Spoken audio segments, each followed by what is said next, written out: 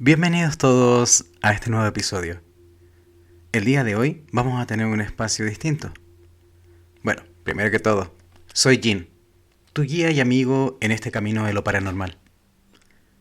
El día de hoy vamos a comenzar con este espacio nuevo, un espacio que no estaba para nada planificado, pero que creo que va a aportar mucho a la comunidad paranormal. Hace unos días nos llegó un correo a nuestra casilla, que es paranormalhoychile@gmail.com, una historia de un auditor. Este auditor se identifica como Carlos. Y bueno, es un auditor que escuchó desde Puerto Montt.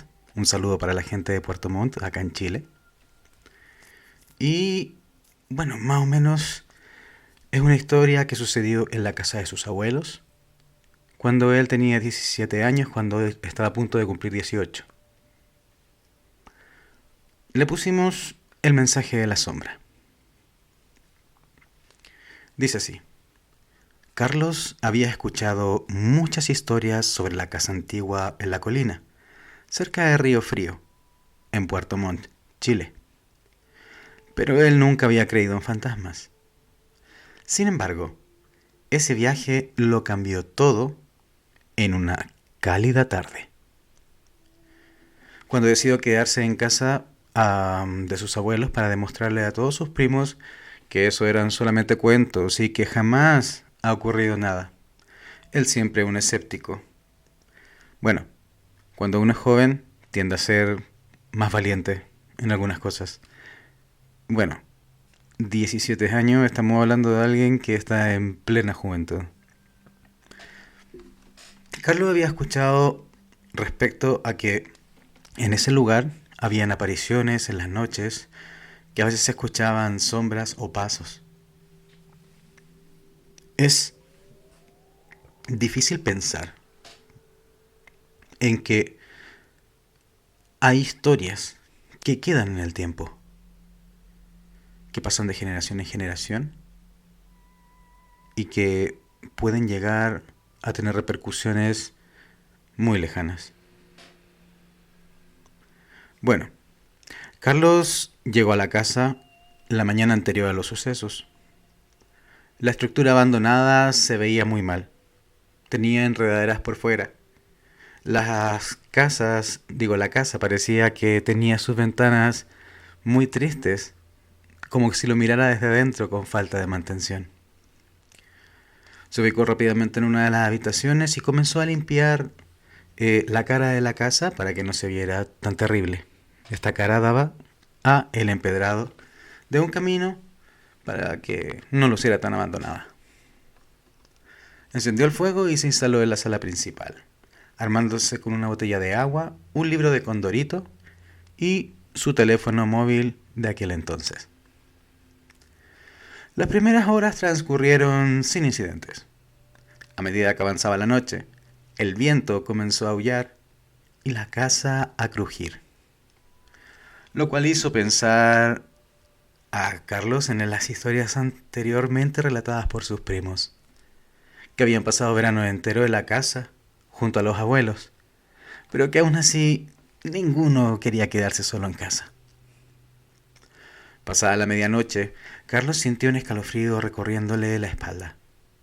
Aún sin conciliar su sueño, solo en medio de la soledad del bosque, en una casa rodeada de árboles. La temperatura en la sala descendió bruscamente y tuvo miedo. Se fue a la habitación y se tapó la cabeza con la sábana y se quedó dormido pensando en que posiblemente fue una mala idea quedarse ahí. Había llegado la mañana y Carlos pensó en lo que había sentido aquella noche. Se dio consuelo pensando en que se había autosugestionado y que las noches efectivamente son muy frías en el sur de Chile. Preparó un desayuno bastante contundente para poder sobrevivir al duro día de la limpieza, ya que la casa estaba bastante descuidada desde que sus abuelos fallecieran hace un año. Había que sacar demasiada maleza. Cuando fue por agua a eso de las 12:30 de la tarde, sintió que lo observaban. Detuvo por un momento su respiración para poder escuchar. De repente, escuchó un susurro apenas perceptible. Carlos. Carlos. Miró alrededor, paralizado. Pero no vio nada. Pensó que estaba imaginando cosas, hasta que miró hacia la esquina de la sala y una sombra comenzó a tomar forma. La figura era oscura, bastante vaga su forma humana, con apariencia de hombre alto, eso sí. Carlos, paralizado por el miedo, observó la sombra. Se acercaba lentamente, con una mano levantada, intentando tomarlo. Cuando estuvo a pocos metros de él, la figura se detuvo y habló con una voz que venía de otro mundo. Carlos, tu tiempo se acaba, pero debes vivir. Carlos tragó saliva y, reuniendo el poco coraje que le quedaba, preguntó: ¿Qué quieres de mí? La sombra extendió su mano espectral y señaló hacia el sector de la chimenea. Busca detrás del ladrillo suelto. Ahí encontrarás la verdad. Dijo eso antes de desvanecerse. Temblando, Carlos se levantó, se acercó a la chimenea. Tocó los ladrillos desesperadamente hasta que encontró uno que sí se movía. Con esfuerzo, lo retiró, revelando un pequeño compartimento oculto. Dentro, encontró un antiguo reloj de bolsillo y una carta amarillenta. Abrió la carta con manos temblorosas. Estaba escrita con una caligrafía antigua y comenzaba así: Querido Carlos, si estás leyendo esto, significa que he logrado comunicarme contigo desde el más allá. Soy tu tatarabuelo, Joaquín, quien le pidió a tu tío que te dejara esta carta a través de sesiones espiritistas. Nuestro linaje está maldito desde hace generaciones y no podemos pronunciar palabras sobre esto, ya que uno de nuestros antepasados nos ofreció como sacrificio. Los tercer hijos de cada generación darán su vida para la fortuna, y ahora la maldición te ha alcanzado a ti. Morirás de manera trágica y repentina en la víspera de tu próximo cumpleaños, tal como sucedió conmigo y con aquellos antes de mí. Debes defenderte. Carlos sintió un nudo en el estómago. Su próximo cumpleaños estaba a un día de distancia. Peor aún, ni siquiera había tenido su primera novia. A diferencia de su abuelo, que ya tenía 3 hijos. Su tatarabuelo, ya que se había casado a los 13 años por un matrimonio político. Bueno, durante el día, Carlos se sumió en la desesperación. Intentó buscar respuestas en libros de historia familiar y archivos locales, pero todo apuntaba a que la maldición era real.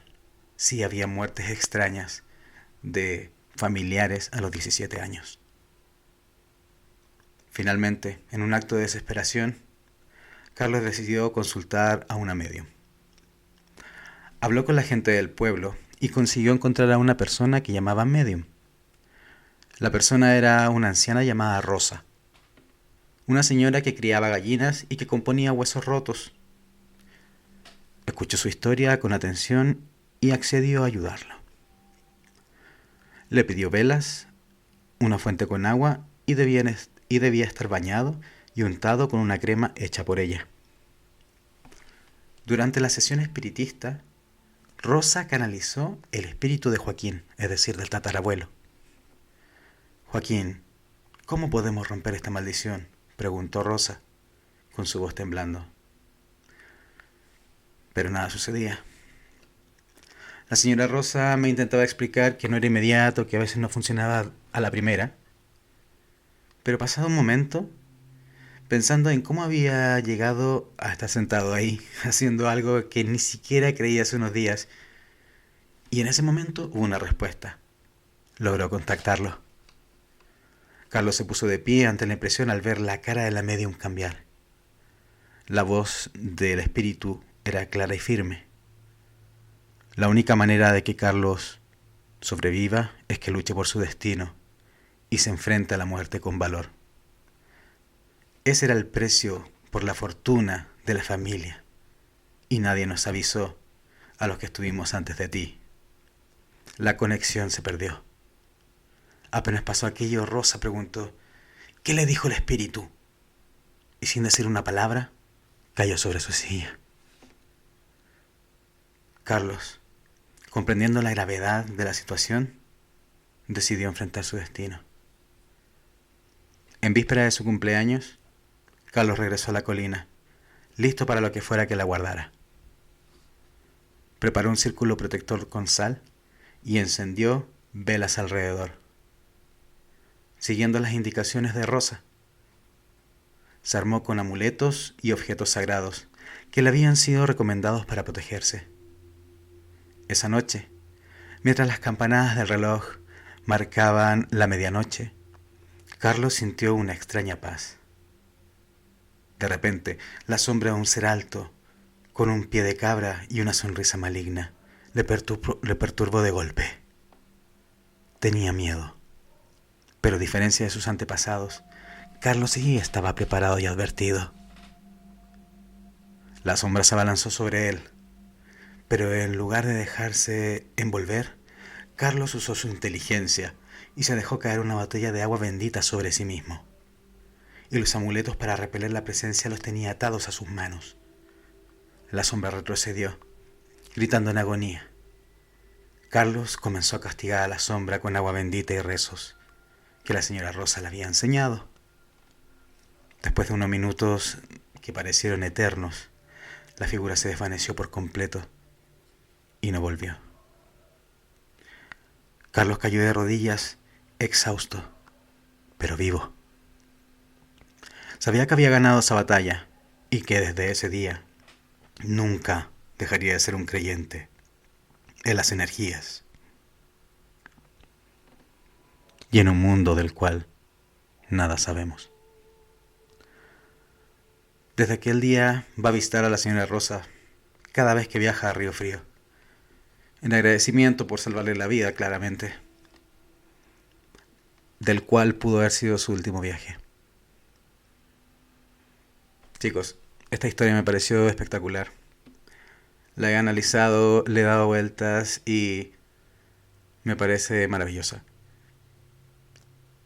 Creo que me gustaría seguir recibiendo más historias de ustedes, porque esto nos ayuda a crecer a todos, a escuchar experiencias y también a sentir que no estamos solos, que de alguna manera hay otros que han vivido situaciones como las nuestras. Bueno, hemos llegado al final de este momento nuevo, este pequeño espacio nuevo de historias que ustedes nos traen a nosotros.